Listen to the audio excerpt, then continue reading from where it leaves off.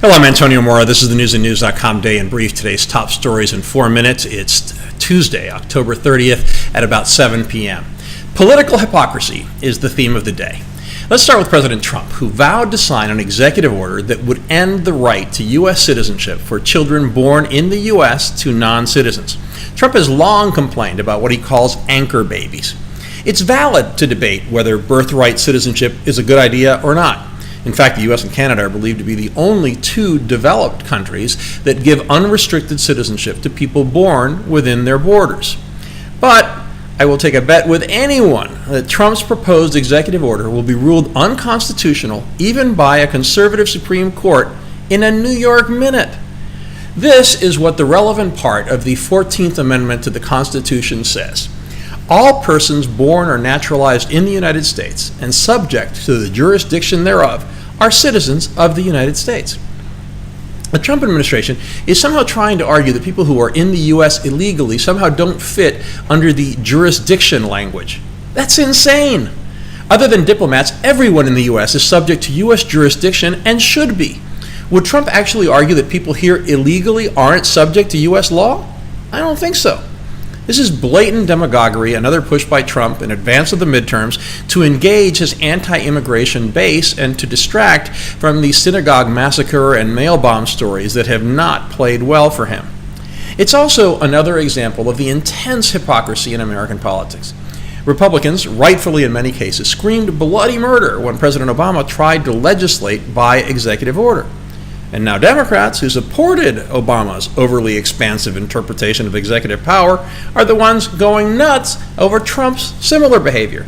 Senator Tim Kaine went as far as saying the U.S. presidency is not a dictatorship. Where were he and all the other Democrats when Obama exceeded his power? To Speaker of the House Paul Ryan's credit, he shot down the idea, making it clear that amending the Constitution is a lengthy process. That process was set forth in its Article 5. Republicans are originalists, constantly decrying any attempt to stray from the founders' intent when they laid out the fundamental principles of this nation. So how can someone like Senator Lindsey Graham support Trump on this? It's mind-boggling. You say you'll change the Constitution? Do it the proper way, the way the founders said you should. Meanwhile, Trump, the First Lady, Ivanka Trump, and Jared Kushner visited Pittsburgh's Tree of Life Synagogue to pay tribute to the 11 people slain in the worst case of anti-Semitic violence in American history. Nearby, protesters shouted that Trump wasn't welcome, and top Pennsylvania officials refused to appear with him. Anger over Trump's divisive words is understandable. But if you want less division, how does rejecting Trump's visit in his role as consoler-in-chief lead to unity? Doesn't it just sow more division? If you can't put aside political differences, no matter how extreme, to honor innocents murdered as they exercise their right to worship, how are we ever going to find common ground? Along those lines, U.S. Ambassador to the UN and former South Carolina Governor Nikki Haley is not usually tone deaf, but today she tweeted about the Pittsburgh shootings, saying that they didn't blame Obama for racial divisions at the time of the Charleston church massacre, focusing instead on the lives lost and the families of the victims. That's what should have happened with the synagogue killings.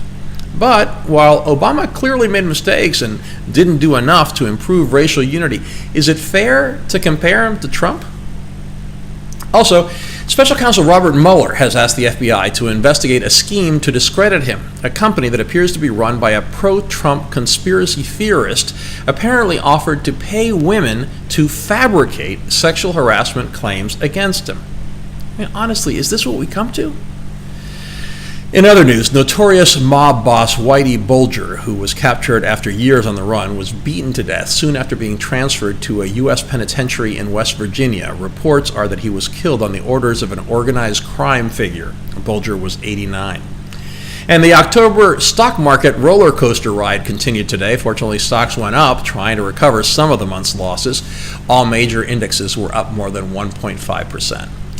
The Red Sox don't know if they'll visit the White House after their World Series win. Typhoon Yutu turned deadly in the Philippines after devastating the Northern Marianas. Storms in Italy killed at least 11 people and badly flooded Venice. And Apple unveiled new iPads. That's just the tip of the iceberg today. Oh, and a giant iceberg broke off a glacier in Antarctica. We have all those stories and much more updated around the clock 7 days a week on newsandnews.com, where you will find all you need to know in one place. Please subscribe to our YouTube channel by clicking on the right of your screen just below this video, and please follow us on Facebook at Real News and News, and follow me on Twitter at AmoraTV. I'll see you again tomorrow.